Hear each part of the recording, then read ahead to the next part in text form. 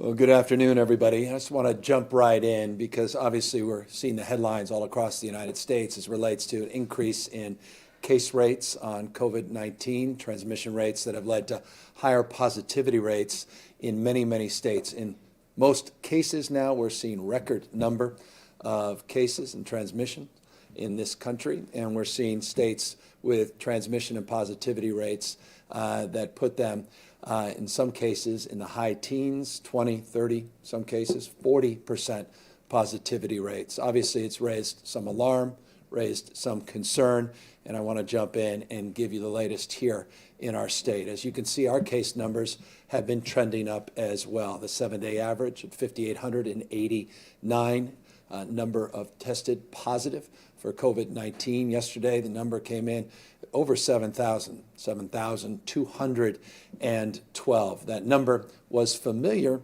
4 to 6 weeks ago, but since the early part of October, where we were able to get those numbers down below 3,000, we haven't seen an average of 7 days above 5,800 in quite some time. Let's take a look at the positivity rate. As you can see here, the positivity rate, again, the percentage of people that are tested and those that are tested positive, that positivity rate's at 3.7%.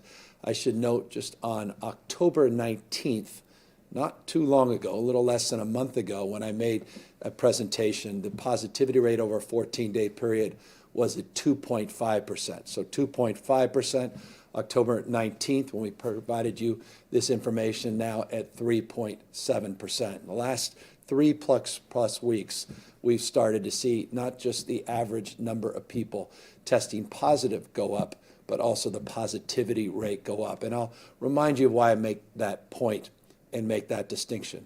We are not ashamed of testing people, quite the contrary.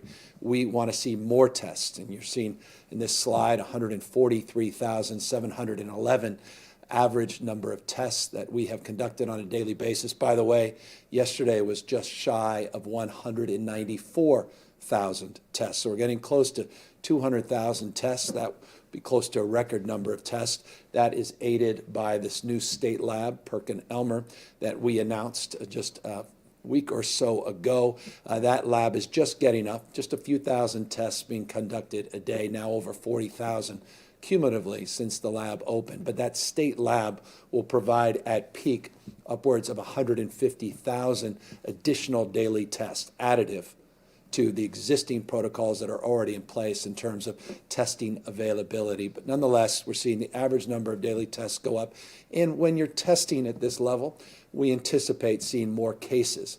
But it's the positivity rate that we track with points of obvious concern. Percentage of people that are testing positive gives us a sense of what's really happening, background cases, number of what we saw surveillance cases as it relates to what's happening in communities large and small all up and down the state. 3.7%, 14-day positivity rate in this state.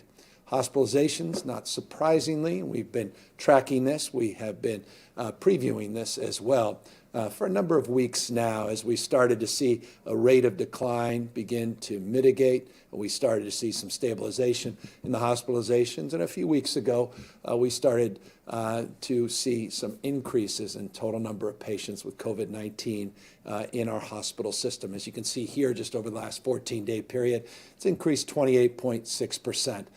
So that trend line continues up, and I'll give you a sense of what that means to total system capacity, represented here in this slide. It's 4% of our total healthcare system capacity. So I want to put that number in perspective. We can run with headlines on case rates, but I think the more important number is positivity rate. We can run with headlines as it relates to new cases that have entered into our healthcare system, but I think capacity is the area of focus for us, and capacity we have been building, and capacity we have been focused on. 4% of our entire healthcare system capacity now has COVID-19 patients. Let's take a look at ICUs in the state. Those are also tracking, not dissimilar to hospitalizations, back up.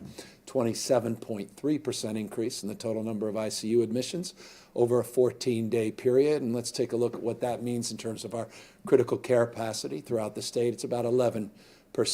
of the total number of ICU beds and those that are available in our system. We still have over 20,000 ventilators available, 20,390 in the state. These slides are familiar, and these slides are important, and these slides will become even more important as we move back indoors, as people begin to mix outside of their households, as we see these winter temperatures increase the likelihood of people coming into our system with respiratory issues, with related flu symptoms, this twindemic that we're all anticipating into the winter months. Obviously, sobering, these numbers, but again, the total capacity that we built out, the ability to test being substantially greater than it was just even a few weeks ago, let alone a few months ago, and the ample inventory of over 500 million masks and other related PPE is significant. And that number of N95 masks, procedure masks, surgical masks is unprecedented in terms of our total storage and cash in our system. All of that, in addition to what the healthcare delivery system is providing directly for themselves, meaning what the hospitals are procuring directly, our state hospital support combined with ventilators, both in the state inventory and individual clinics, not just hospital primary care, and throughout the entire system is substantially greater than it was in the beginning of this pandemic. Just trying to give you an overview of how we prepared in anticipation for what we refer to in this state as the second wave, and it's been referred to as the third wave, simple semantics in other parts of the country. One of the most important things we focus on, and certainly all of you focus on, you look forward not to Mondays, but Tuesdays when Dr. Ghaly gives you an update on our tiered status. And remember, a number of weeks back, we came up with these 4 tiers: purple, the most restrictive tier, and the yellow tier, in addition to red and orange, the least restrictive. We've made tremendous progress since we began to socialize this new tiered status. I anticipate tomorrow you'll hear from Dr. Ghaly that we will see more restrictive tiering based upon case rates that have begun to increase. And look at places like Mono County, you look at Kings, Alpine, Shasta counties, you're starting to see an R effective rate growing, you're starting to see case rates growing. And so I anticipate, without previewing too much detail, and of course on Mondays, late afternoon, early evening, we get all of the data and work through differences of opinion in some cases, or just making sure that we're all aligned with local health officers in terms of just the veracity of the data and the transparency of it before we release that information. But tomorrow at noon, we'll get that information from Dr. Ghaly, but anticipate that we'll see some counties moving backwards, not forwards. And this is exactly why we designed the tier status the way we did. It was about being more and less restrictive, not based upon political whim, but based upon the data, based upon the epidemiology, based upon the facts on the ground, and again, based upon local conditions in the 58 counties throughout the state of California. So the tiered system is working as it was designed. More on that tomorrow, but you can get a sense here based on the current tiered status now with 48 counties that are out of the most restrictive tiers, and more progress made into the red and orange counties last week when hundreds of millions of Americans. The prospect in California v. Texas, Supreme Court will hear oral arguments to potentially strike down the Affordable Care Act. The current administration in Washington, D.C. is advocating that the Affordable Care Act be struck down. As a consequence, we in California are vulnerable to a decision, the adjudication of that case, which will be a number of months away. But 6.1 million Californians with pre-existing conditions could directly be impacted by that Supreme Court decision. You hear often numbers that connect to the national scene, but here we're breaking it down so you get a sense of what this means for you here in our state, the most populous state in our union. 6.1 million Californians have pre-existing conditions. And don't forget, it is very likely as we wash through COVID-19, the pre-existing condition of COVID-19 transmissions related to the COVID or the coronavirus also can increase and add to that number. You're seeing prospects of people who have limits on higher premiums due to their age and gender, those being impacted by this decision. And of course, those of us with kids, particularly those of you with kids that are younger than age of 26, the impact obviously on the ability to keep those kids covered on the parents' plans is also a potential impact of this decision. Let's put it in monetary terms. Let's put it in numerical terms, in terms of just raw health care coverage. Our Medicaid system in the United States of America is referred to as Medi-Cal here in the state of California. We are looking at the prospects of losing $20 billion in federal funding related to the ACA, the Affordable Care Act, if it's struck down.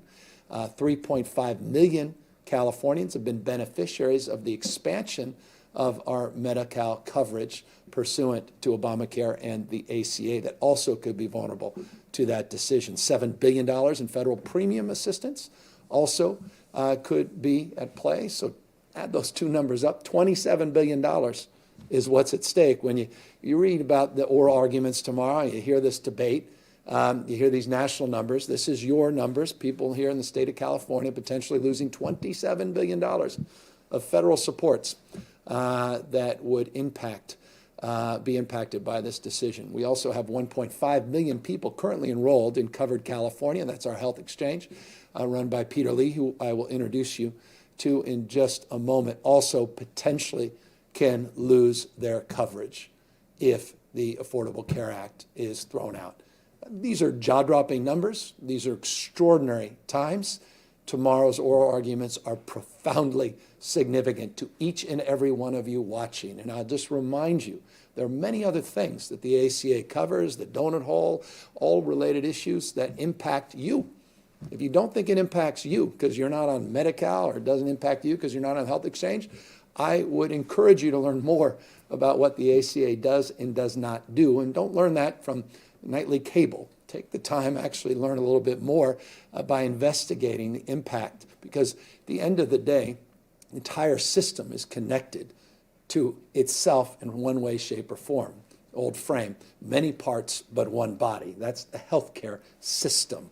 And the impact of this unraveling in impacting you is profound. And so we, of course, the reason it's California v. Texas, have a very different point of view than the Trump administration, and we'll be expressing that during oral arguments tomorrow with representatives as well that advanced Obamacare with the incredible support of our own Speaker Nancy Pelosi. It simply would not and could not have happened without Speaker Pelosi's leadership as well. And having just had a conversation with her a few days ago on this subject, I can assure you this is top of mind in terms of her agenda, not just the oral arguments, but the what if and how we prepare for a what if scenario moving forward. Just something else I thought I'd bring up, talk about scenarios.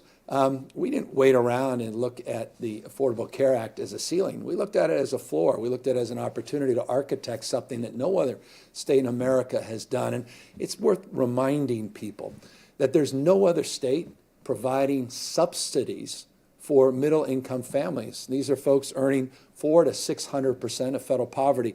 At last count, those subsidies are over $500 a month. This is so often forgotten.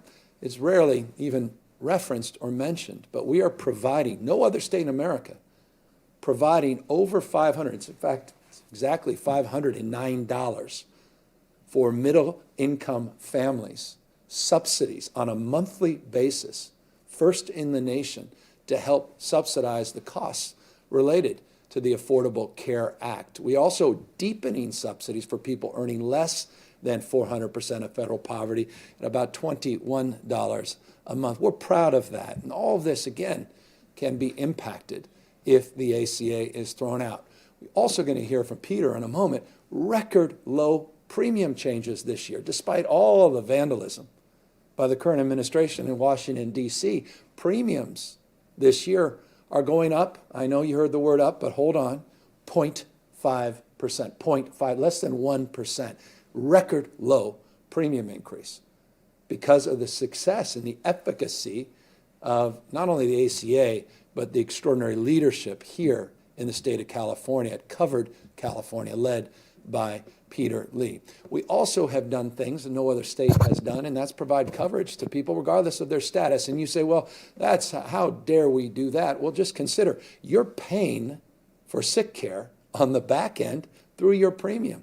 You either want to pay exponentially more in the emergency room or stabilize individuals by getting them a COVID test or getting them, a flu shot and eventually a vaccine, which we'll talk about in a moment, for COVID, so we don't end up infecting other people and impacting the entire healthcare delivery system. We just believe in the principle of universal health care from an economic perspective, as well as from a moral and ethical perspective. And so we're just proud of that. I wanted to bring that back up to your attention and remind you some of the things that no other state is doing, that California is doing, because of our commitment, not just passive interest, but commitment to provide coverage for all Californians. So it's with that that I'm very proud to bring up Peter Lee, the head of executive director of Covered California. No one does it as well as he has, and I couldn't be more proud of his leadership. You shouldn't be, you should also be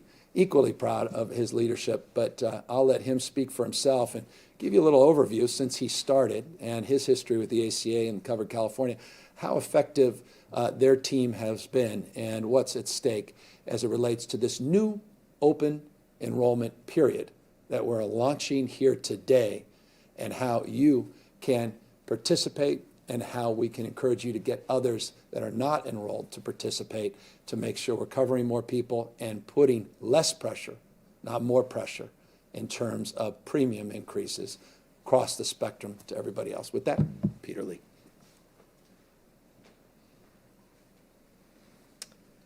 Governor Newsom, thank you so much for having me here. And I really can't tell you how proud I am to be here in a state like California. You look at the data that's before you. California, in the last 7 years, has reduced the rate of the uninsured more than any state in the nation, from almost 18% to less than 8%. Biggest reduction. And it's not been easy. And it's not just about Covered California. It's about leadership from Governor Newsom, from the legislature, that said, we're going to expand subsidies. We're going to hold the line on not allow health plans to sell crappy plans. Short-term plans, pardon, that's a technical term, is not sell plans that actually are bait and switch for consumers. California has done everything to protect the ACA and, as the governor noted, go beyond it. Last year, 2020, was the first year we had in place these new subsidies for middle-class Californians. Governor noted, middle-class Californians are still struggling with healthcare costs. They're getting over $500 a month. That's $6,000 a year to lower their healthcare costs, to make it more affordable. But what's happened? Things have worked pretty well in California, but we aren't done, and we aren't done by a long shot. I want to note that for all the great work we've done, if you look around California, there are still about 3.5 million uninsured. Now, the biggest number of them are undocumented individuals not eligible for financial support, generally. Our state, though, has said every person in California should have coverage. Every American should have coverage. We're down that path. But what we're doing right now in open enrollment is there's about 1.2 million Californians eligible for either Medi-Cal or Covered California. We're getting the word out. So I want to talk about what we're doing. These masks, I wore it coming in.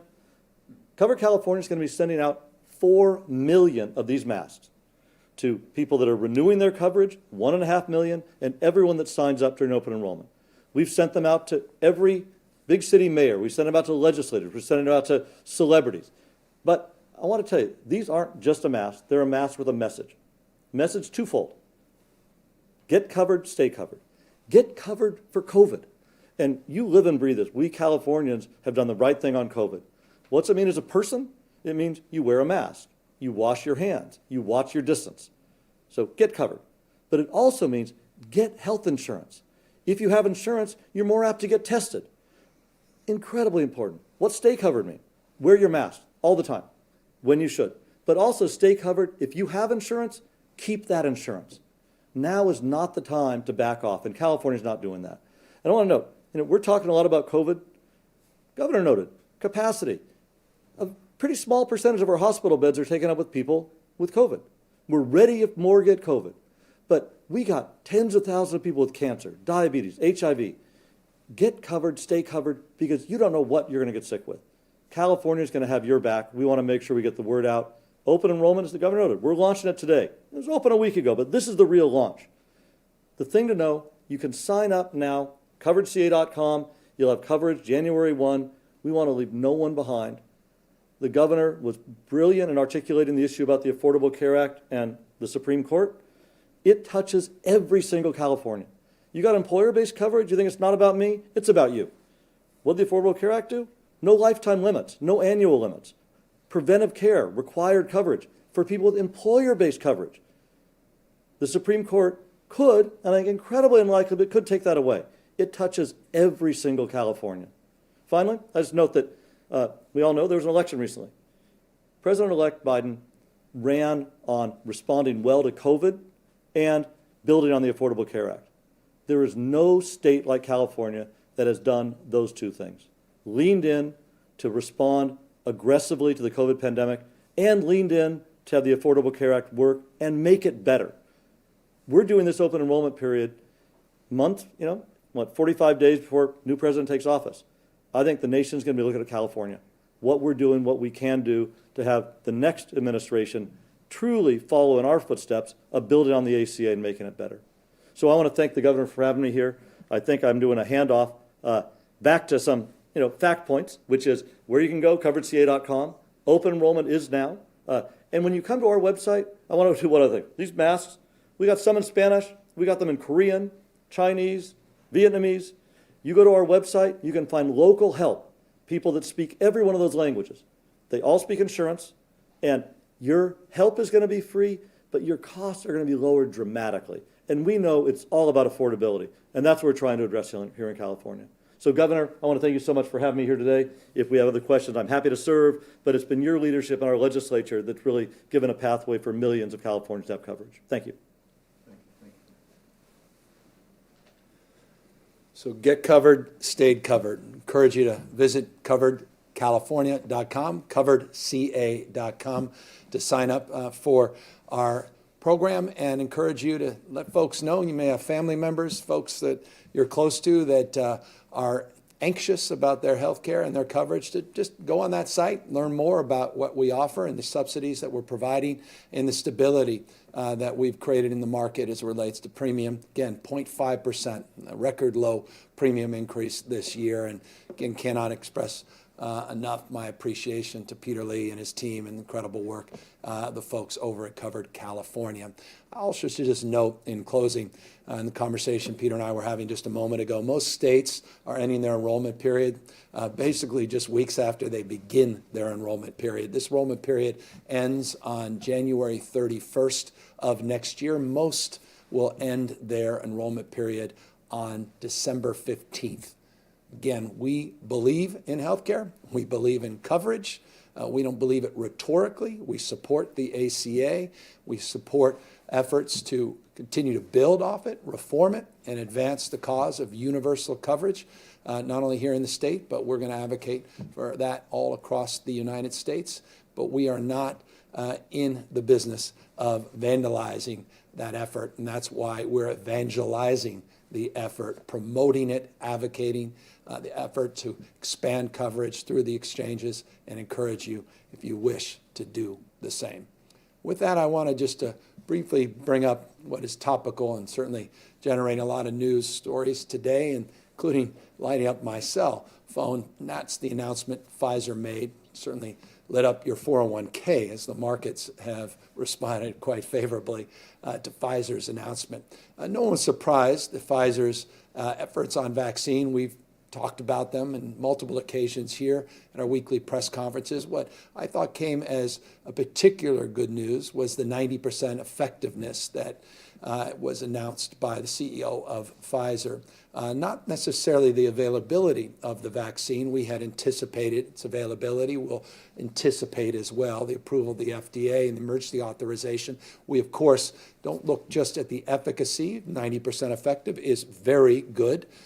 better than some had projected, a low end of 50%. Some had projected around 70%. But we're also going to look at the safety and the efficacy. And that's why we put together a number of weeks ago the Safety Advisory Committee that has already been meeting, as well as announced that other states in the West Coast of the United States are joining our efforts to review the efficacy of these vaccines. And I say vaccines because Pfizer's one of many that are working advanced development of vaccines. Pfizer generating headlines today. Others will generate headlines over the number of weeks ahead of us, perhaps months as well. I want, though, to caution, and that's the second bullet point you see in this slide. That's great news, but mass distribution is ways off. Why do I say that? I had one of my oldest high school friends that said, "What a great day," comma, and I don't just mean the outcome of the election. I mean, now we all can have dinner again. I can't wait to invite you to one of my Friday night dinners. And I had to immediately text back, say, maybe you were misled by the headlines related to this vaccine. This vaccine is not going to be readily available for mass distribution, not just Pfizer, but others, likely well into the next year. She paused, reflected on that, and that's why I want to bring it to your attention. I am concerned, truthfully, that we may get over-exuberant because now we believe we have a safe and effective vaccine that is available, and people may go back to their original form. That would be a terrible mistake. It is absolutely incumbent upon us to recognize two things. A vaccine is on the way. That's good news. But the availability to you and me and others outside our first responders, outside our healthcare professionals, is many, many months off. And let's just look forward to the reality of a second wave that is already taking shape all across the United States of America, where you're seeing record number of COVID transmissions, increase in ICUs and hospitalizations all across this country. Wear a mask. Continue to physically distance, socially distance. Do not take your guard down. The obvious question that will be asked, I imagine, later today in this press conference is, well, why do you think there's been an increase in cases here in the state of California? And it's for obvious reasons. People are letting their guard down. They're taking their masks off. They're starting to get together outside of their household cohorts. They're starting to see businesses reopen, and we're starting again to see more people mixing. As it gets colder, we'll see more still. So this was anticipated.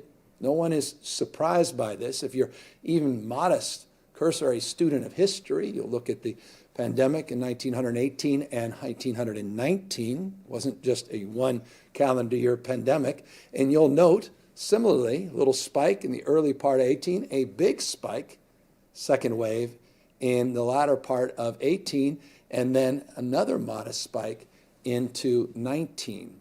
If this virus follows similar trends, we could anticipate something along those lines again. History may not repeat itself, but as they say, it rhymes.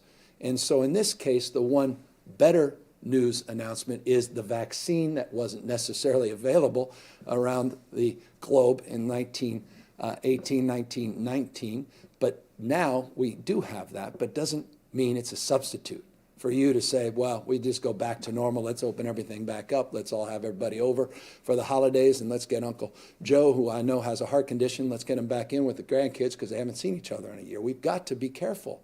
You've got to protect yourself and protect your loved ones. I can't impress upon you more what a mistake it would be to read these headlines and then walk away from all the extraordinary progress you and others have made to keep yourself and your loved ones safe. So please, please, let us double down on the work that we have done together on non-pharmaceutical interventions, meaning not therapeutics and not vaccines that have mitigated the spread of this virus so effectively, disproportionately here in the state of California.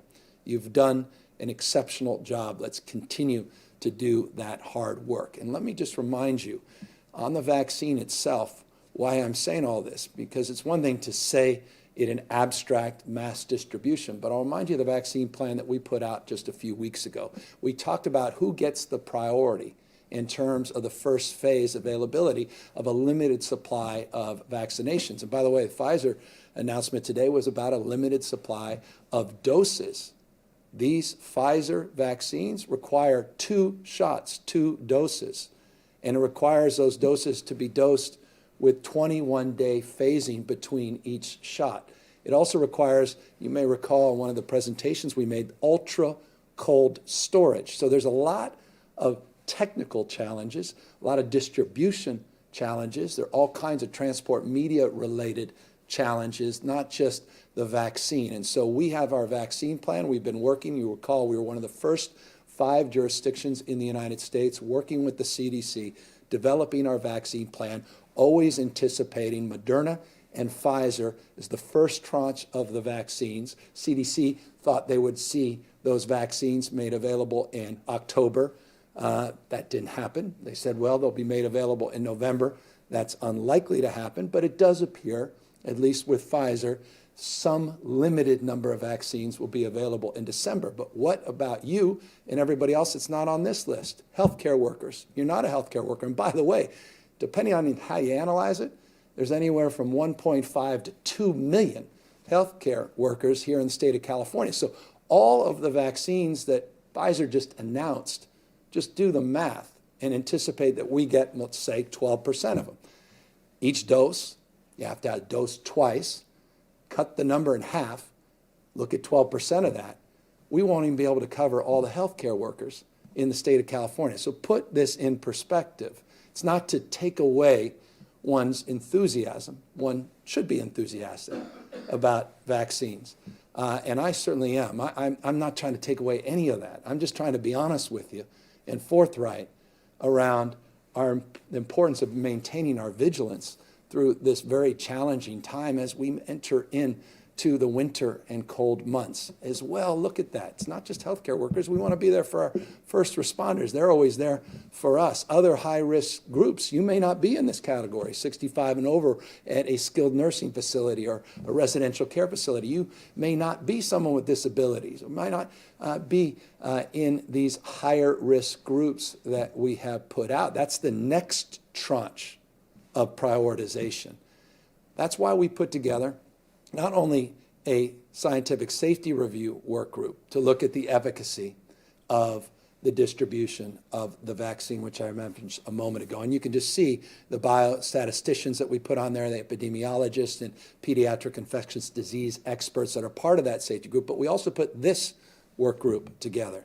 And this is the drafting guidelines work group. They have also met. And I'm very proud of this group in particular because this is the how. We know what the what is now. There are many different groups working to advance vaccines, Pfizer announcing what they're doing today. But the question of how do we prioritize the allocation with more nuance and specification than even the previous slide suggested. And that's why we can work with the administration, the current administration, and the next administration to get this right with equity as a lens, by focusing on the most vulnerable and those in needs and not screw this thing up. Let's do this right. And so we're very proud of this drafting guidelines work group and our scientific safety work group. Again, we already identified them. By the way, one of our scientific safety work group members was just brought on board. We couldn't be more proud, Dr. Gusby from UCSF. He was just brought, they took him from our scientific safety work group, but now he's on President-elect Biden's working group as it relates to the coronavirus. So we are uniquely positioned in terms of those relationships, many others that are on Vice President, now President-elect Biden's committee that are very close to the state of California. That will allow us hand in glove in terms of the efficacy and the safety concerns, but the guidelines that we need to advance to distribute and allocate and prioritize to the most vulnerable is equally important. And that's why I just want to remind you of the work that's ahead of us, but also the work that we're currently doing and the work we look forward to advancing with the current administration through their transition, because they'll be here through January 20th, and then the new administration. We want to be hand in glove with both administrations to get this right and to do justice to address the needs of each and every one of you. Just briefly, I know this may be a little too much information, but we'll close the presentation here in just a moment. Pfizer will be distributing their vaccines based upon the existing protocols. This could all change in hours, days, and weeks and months, but based upon the information that we've been provided here in the state of California, they'll be distributing through their existing network those first vaccines. We want to help influence with how and where those distributions are advanced. But they have a very well-established network, not surprisingly, with hospitals and pharmacies and clinics and the like.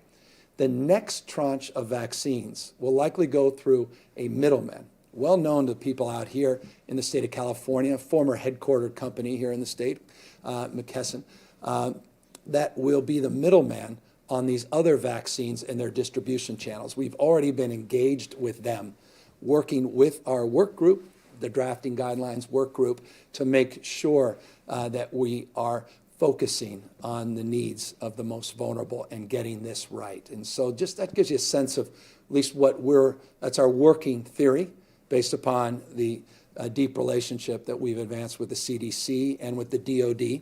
Remember, the DOD is also part of this larger application and distribution network. But well-founded in this respect. In closing, remember, we distribute roughly 19 million flu shots a year. Been doing this for decades. We know how to distribute vaccines of all types.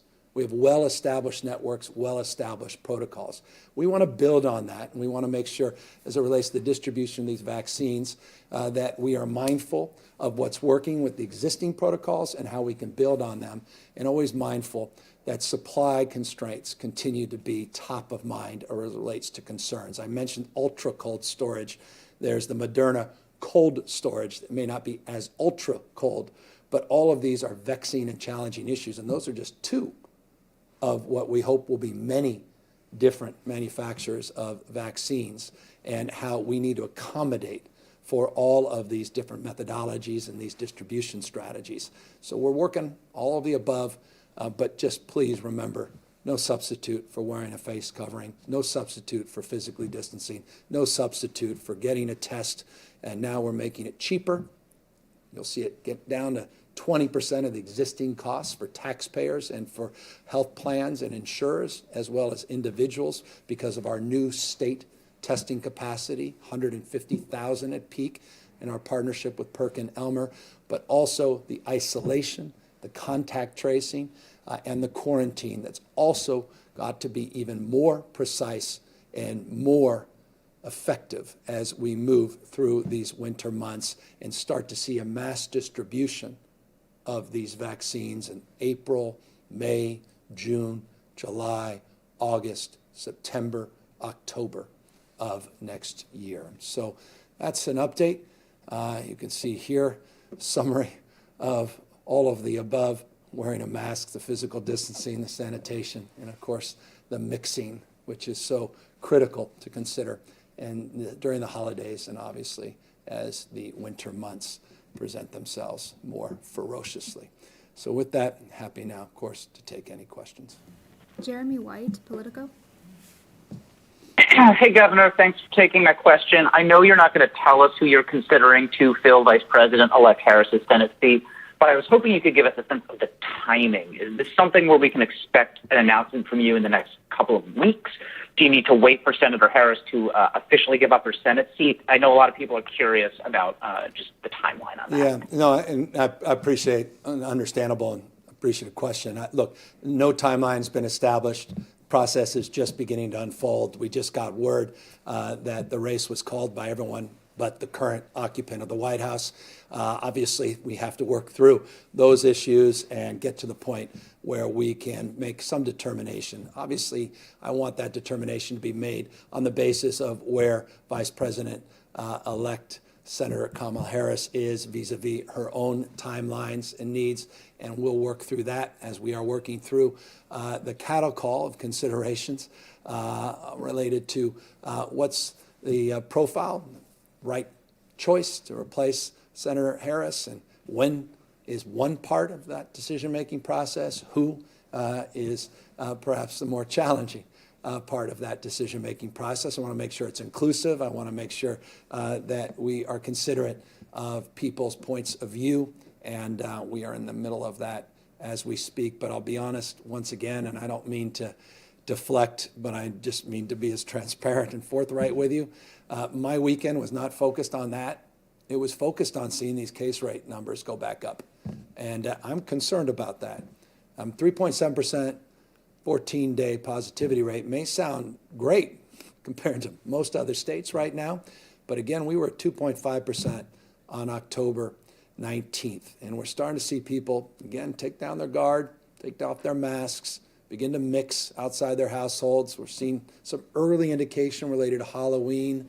I'm very sober about that, and that's what I was elected to focus on first and foremost. We'll get to that important decision on the Senate, but right now, that's our top priority, is addressing this issue.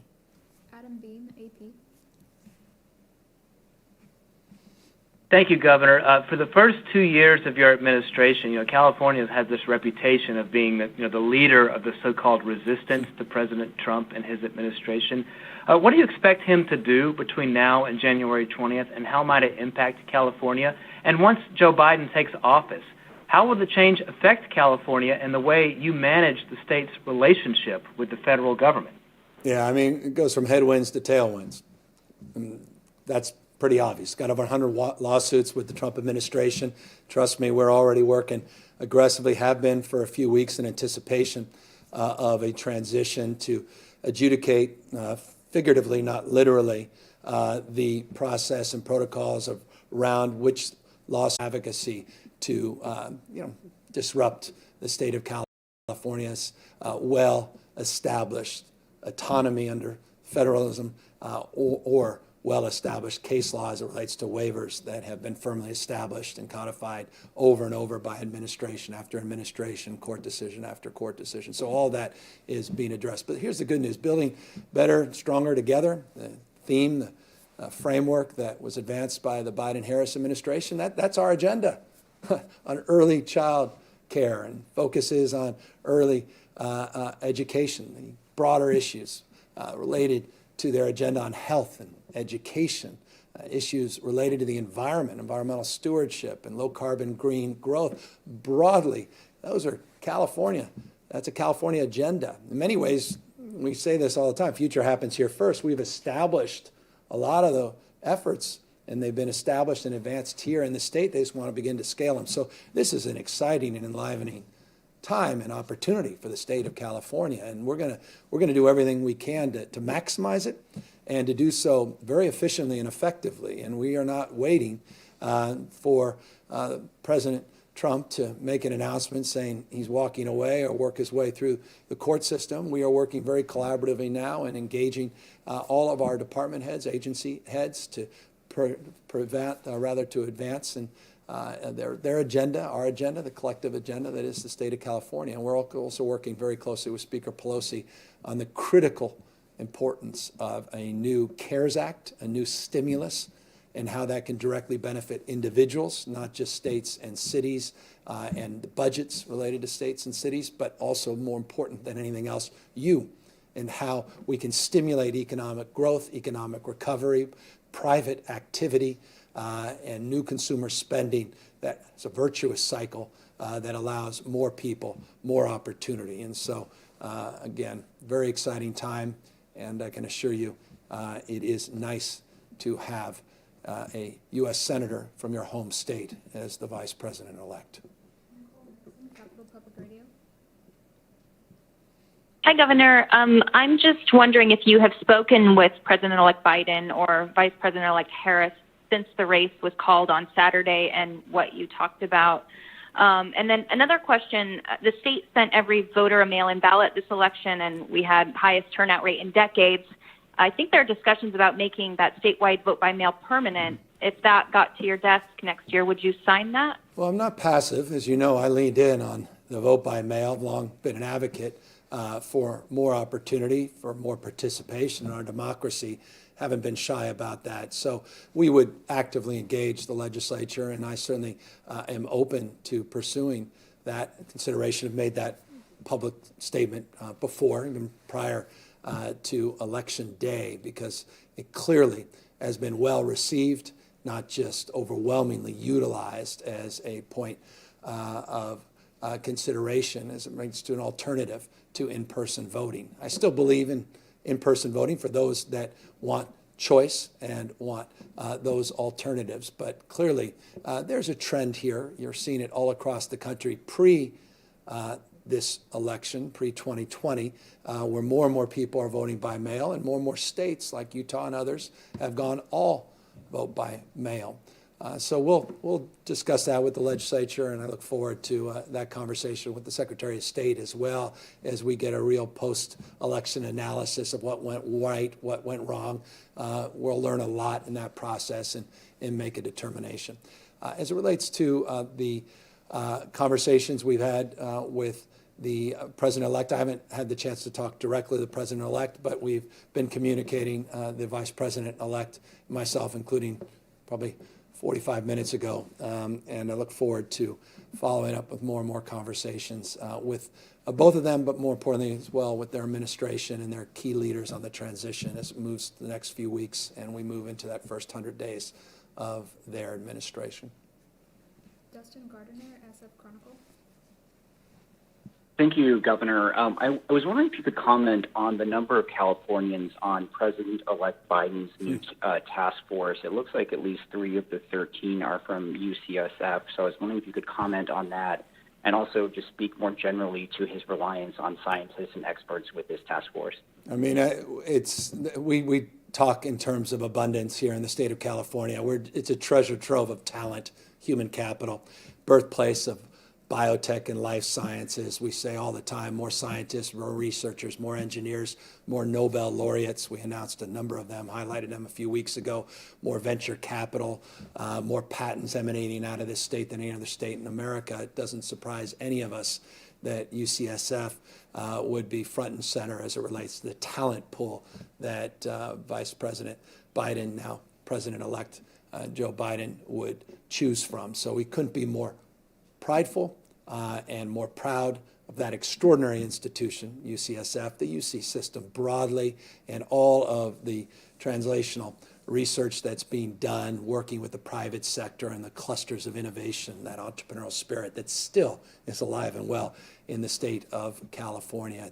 We just think it is an endless pool of talent, and I would be shocked if you do not hear more announcements over the coming weeks and months of other high-profile Californians getting picked to either advise or picked for formal roles in the new administration. Just to that point, you guys have highlighted a number of our key staff. 1 or 2 I don't want to lose, so I'm working hard to convince them not to submit their resume. I say that slightly tongue-in-cheek. I want to support whatever they choose, but we have some really talented people, and it's wonderful to see some of those people on the short list, potential short list, and appears that they might be for consideration in the new administration. That would be great for our state, but of course we'd hate to see some of these folks leaving our state as well, at least in their formal roles. But this is a testament to California, and as a 5th-generation Californian, I couldn't be more proud. I was out there yesterday, by the way, with my son, out there, the site where gold was discovered, quite literally, the rock formation where gold was discovered in California in 1848, trying to explain to my son Hunter how it all began here in this state, where there's just thousands of Californians, and now the talent that has come here for riches and new beginnings from all around the world, how we can never take that for granted, and how that is a point of distinction and deep reverential pride as Californian myself, born and raised, but also I think as it relates to our relationship to the rest of the world, not just this new administration. Final question, John Woolfolk, Mercury News. Hello, Governor. Hey. I was wondering if you have any idea from the contact tracing or anything about the source of the new infections. You mentioned people letting their guard down. Is that based on data from the contact tracing? Is that just a guess? Do you see any particular source or age group or or anything else that's driving the new cases statewide? Thank you, Governor. No, I appreciate it. Good question. And I encourage people to go to our dashboard. You'll see the new transmission numbers as it relates to age cohorts, also always with an equity lens, looking at race, ethnicity broadly defined and specifically defined as well. We do have information that's come from health officers and the constant contact that we have, consistent contact with our own Department of Public Health and Human Service folks, as well as the local and county partnerships that we have. We're also getting information back from contact tracers related to Halloween and some of the mixing, the cohorting outside of the households that we're experiencing as the winter months are upon us and it gets colder and more people are moving back inside, and information coming back in some sectors within our economy as we reopen the economy based upon the movement through tiers. With that, though, as always, and it was the last question, so let's get it answered as it should by a professional. And let me bring up Dr. Ghaly, who could talk more substantively and specifically because it's a critical question, and I want to be able to answer it as effectively as we can. Dr. Ghaly? Yes, Governor, and really this is the question, and we're working hard with our local public health leaders and partners on this. And the one thing I'll note is that as we've looked at these increased cases across various counties and communicating with public health leaders, asking them where are they seeing transmission, many of them list a variety of different entities. We've talked about essential workplaces. Some mention places of worship, others mention restaurants, others list a number of different sort of venues. But one of the consistent, I would say, of almost each county that's having increased transmission, they mention private household gatherings as a major source of spread. So we continue to look, and the governor appropriately identifies that as a place where our guard may have come down, but we have to put it right back up, that these masks, even with loved ones that we haven't seen in a while, are really important. And that sense that we're safe because we know someone, it's not the case with COVID. It really matters who's been in your stable sort of cohort, who you live with in that household that matters. So it's not a surprise that we see household gatherings as a major source of transmission. But at the same point, it's a place where we can make important inroads. Our own choices can really reduce that transmission there and help not just transmission rates to come down, but our entire economy to stay moving. And as we look forward to tomorrow and the tier assignments, and frankly, a look forward to potentially no counties moving forward, but some moving backwards, more restrictive tiers in our tiering system. It is looking at these household gatherings as we go into colder weather, as we go into the holiday season, that we really want to work with all Californians to determine what are our approaches, what are our collective actions to keep transmission low as much as we can. So certainly other parts could answer that question, but that's a very important source of transmission as we've identified with our local partners. I appreciate that, and we'll look forward to Dr. Ghaly's presentation tomorrow, as we all do on Tuesday, as it relates to movement between tiers. And I want to also just pick up briefly just on what Dr. Ghaly says as it relates to moving into the winter months. We are also looking to change some of the messaging to address the areas where we're now seeing some contact trace, seeing information come back from contact tracers where we're starting to see transmission rates begin to increase. So we're going to be more precise, more prescriptive in terms of the messaging. Guidelines remind people, despite the fact that people suggested, and some frankly just knowingly misrepresented, that we put out guidelines for Thanksgiving.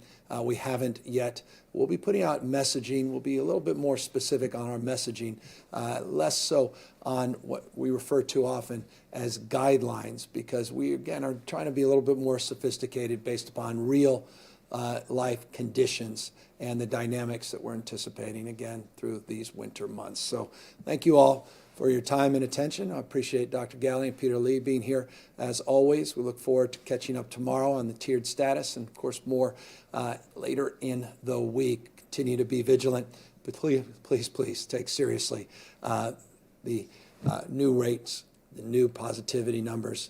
Take seriously how deadly this disease continues to be, averaging 44 deaths every single day in the state of California over a 7-day period. This disease continues to be deadly, and a vaccine will come, but it's not going to come soon enough. This remains the most important thing you can do to mitigate the spread and the transmission of coronavirus. Take care, everybody, and thank you.